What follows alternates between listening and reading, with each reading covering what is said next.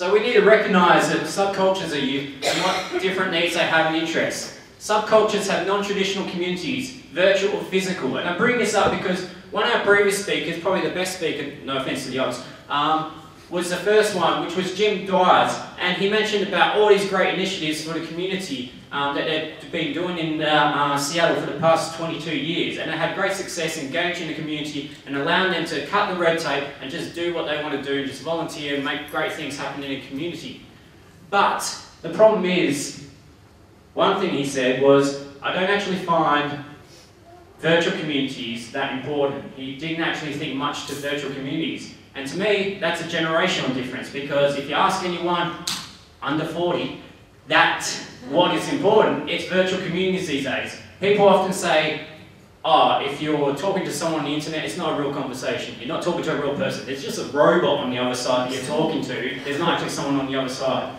But there is. It's actually just a new method of talking. It's just a new method of communication. It's a new language. And it's, if you actually think about it, we're actually communicating more than we ever have in our lives. Like your long-distance relatives that you might actually get to post a letter to like once every 6 months, now you can be video calling them every 5 minutes.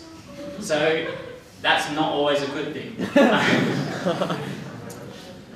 So virtual communities, I think, are very important, and they actually are ways that people actually engage in communities. So community can be a whole community, but it can also have multiple communities within it, and within that can be even more until we've got 50 different communities. And all of them are valid and should be expected to be able to do their own thing without having to participate in everyone else, but we should always support any opportunities that they would like to take up with that. And of course, different sexes, different ages are going to be different. A 13-year-old might love Justin Bieber, but a 17-year-old might not. Maybe. I don't know. They might be a fan. A digital life. Virtual communities are important, so. I'm trying to speed this up because we're a bit behind time. Need to stay ahead of the curveball. Facebook's been around since 2004. Councils have only just maybe been starting to get paid Facebook pages in the past year or two, and some still don't actually have it. So how many years is that? That's like 7 years? That's a long time, and especially in this faster generation where things are changing. By the time you actually get your Facebook page is probably, Facebook's probably actually gone broke and someone else has taken over, like what happened with MySpace. MySpace was it, the social networking, and like if councils took 5 or 6 years or 7 years, or organisations, I'm not just saying councils, any organisations dealing with young people, if they took 5 or 6 years to get onto MySpace, they'd find they won't be able to use it because the user interface is completely unusable now, and no one's on it except for spammers, if you know what a spammer is. So we've got to be ahead of the curveball. We've got to be on the lookout of what is actually the new happening thing. So you've actually got a Facebook page and everything, or Twitter or whatever, before the young people even know about it, just waiting there, ready to engage them, so that you've actually learned how to use it and you're not trying to play catch up all the time, because you've already missed the ball already. On-demand culture. Kids want everything now. Really, now. So often we find bureaucracy of things can often slow things down, and that doesn't really work on an on-demand culture sort of thing. So we've got to figure out ways to be able to serve the community in a quicker way. We've got to keep the quality up, we've got to research all the options, but we've got to make sure it's quick and responsive. And if this is what it's like now, what's it going to be like in 20 years? Because who knows what technology we had, like 20 years ago, did you expect to have what? You had like a wireless mouse, wow, on my hand. Who would have expected I would have that? Creative engagement, that's kind of more what I'm involved in, which is trying to engage people through creative stuff. And I thought I'd just quickly, and very quickly, talk about a project that I was involved in. This is a skate park, and there's a kid doing an awesome skate move. But as you can see, there's all this scribble stuff going on, which some people call graffiti. And this is often a problem with a lot of skate parks and other sort of facilities like that. So I wanted to figure out a way to actually try and combat this, because graffiti's never been defeated, if you want to call it that. Not being tackled right. It started off maybe in the modern form in New York, but they still haven't solved the problem there, so why would we here if they were already ahead of us? So I was told originally when they employed me to try and see what we could do about graffiti to put up some posters. Like, do up some posters and tell people, don't do graffiti, don't do graffiti. How well has that worked the past whatever amount of years? Not too well. So what I believe in is long-term programs to actually give people development and actually keep going so that when a program finishes, the kid's not going, oh, when's the next one? And you can't tell them when. I believe in making sure, finding cost-effective ways and getting the support to actually make sure that the program is ongoing so that they can always have some way to continue on. So we started a skate park paint session and we do designs weekly leading up, so they're learning about the design process, and then those designs would be the designs that they actually paint on there.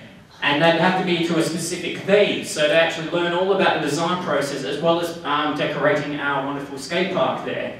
And it kind of works.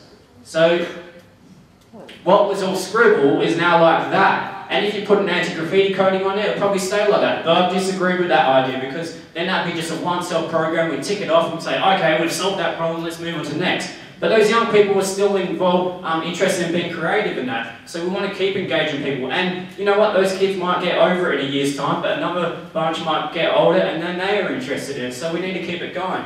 So we keep doing it, and that way we don't actually put a coating on it, saving money, but it means it can get tagged still, which then puts the ownership back on the young people. I've just spent 3 or 4 hours painting this, and now someone's tagged over my work. Now I'm not so happy about it. And now I've even got a kid come up to me, he's told me that I go around telling people off whenever they go tagging people. So they're actually self-policing this.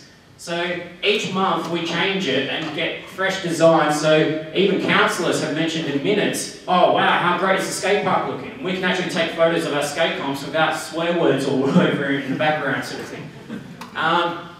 So, I mean, that was the same section we were looking at before with all scribbles, and now you've got a little fishy on there. Isn't that nice? More dinosaur and monkeys.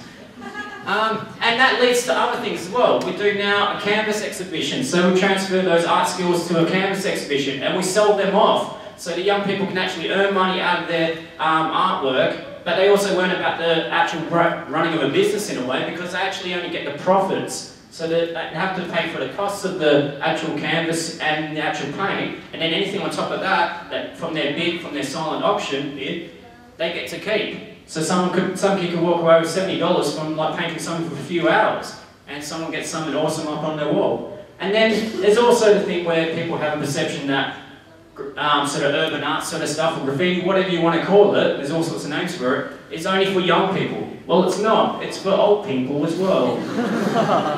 This is at an aged care services building. They contracted us. We got a professional artist because we always employ professional artists in this project, so I would never do it without it because you need the skills or whatever thing you're trying to do done by the right people, not just people trying to figure it out or just get whoever happens to be around. Get the best that you can afford, and we do get one of the best. His name is Tim Rowland, and he helped us out, and he helped us design this one, and then 2 young people got to assist him on a professional mural situation like they would if they were a professional in 5 years' time.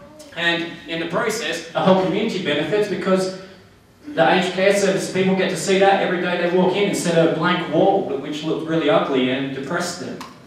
So the future. I've got 10 points to consider for the future engagement of youth.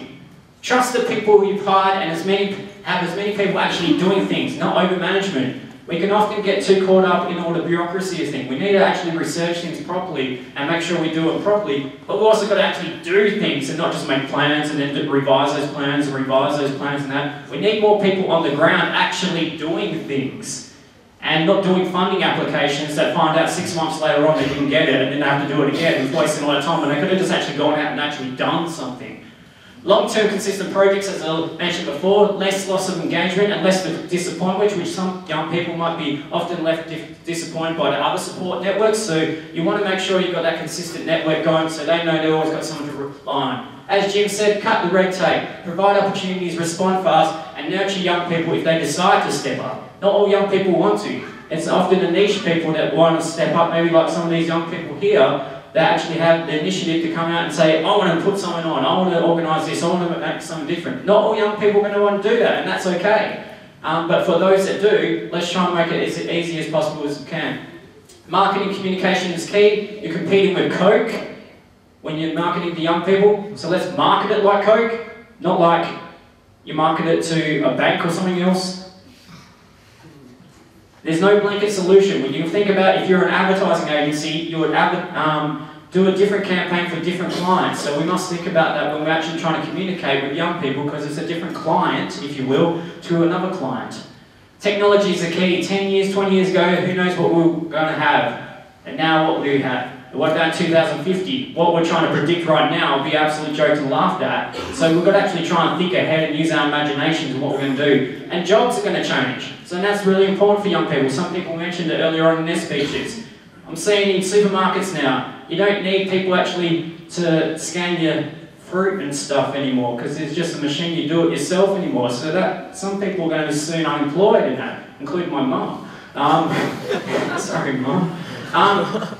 And so obviously we're going to be moving to a more technical future, so we've got to make sure the resources available for young people to actually learn from technology more easier and make sure they're all fluent with it, because they're going to need it in the future. Create realistic expectations. There's often a pressure, I feel, to achieve the Australian dream of owning a house and all this other stuff, which is often pushed on by the mining boom, because I've had people talk about, oh yeah, I've got to pay off my house in 3 years. You know what, my parents have been paying off their house for 30 years. And they're still all doing all right. They're not the richest people around, but I always had shoes on my feet and stuff, I think. So I think we need to recreate what our actual Australian dream is, as what has been mentioned by other speakers such as Marion and also Richard Weller. Great recognition of the subcultures, multicultural, and also Indigenous culture is major. I feel like it's often lacking the representation, and we need some really strong Indigenous leaders in powerful positions to really make a difference as far as that reconciliation goes. Reward young people for doing the right thing. There's a program that runs at a council that I work at that does exactly that. They have an awards ceremony 2 or 3 times a year where they reward young people for doing the right thing, they've been nominated, and they get a prize, a cash prize, and they can either use that to go buy an iPod or whatever, or they can actually use it to do a community project. So that's also a great thing for young people. Contemporary arts culture is needed to attract young people and creative people to the community. We'll talk about why do young people want to leave all the time and that. Well, I got it all the way from when I was studying up in Tavenot. Why don't you move up to Perth? Why don't you move over to the East Coast? Why don't you move anywhere else? There's always somewhere supposedly better as far as culture and that goes, and what would attract young people and creative thinkers out there. So we need to make sure, whatever area you're living in, that you actually create an atmosphere where young people and creative people actually want to stay, by putting some weird boxy sort of building in it, like that one up in Perth, whatever it's called, I don't care, it looks cool. And the last one is experiment. Allow things to fail. I've failed many times. But don't give up on them, because one time it might work and one time it might work. Expand the horizons of young people by exposing them to culture and new things happening, maybe in America or England or wherever. Like, it doesn't matter. There could be great things happening that don't even seem like they're suited for here. Why not try them out and see if they work? They might go like a hit, and you might be the start of a new subculture completely. And finally, remember, you're a young person until you're 40. Yeah! Thank you.